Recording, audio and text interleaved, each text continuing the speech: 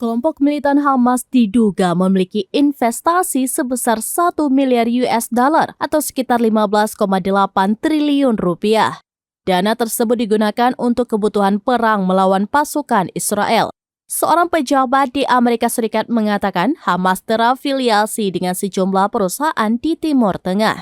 Di antaranya yang beroperasi di Sudan, Aljazair, Turki, dan Uni Emirat Arab. Total investasi Hamas berkisar antara 400 juta US dollar hingga 1 miliar US dollar.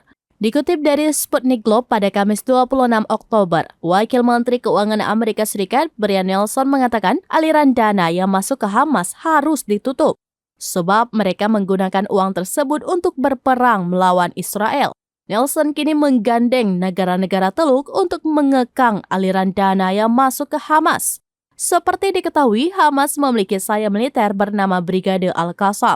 Brigade ini memiliki persenjataan lengkap dan kemampuan perang yang mumpuni. Dikabarkan Hamas mendapat bantuan keuangan dari Iran dan juga pelatih militer.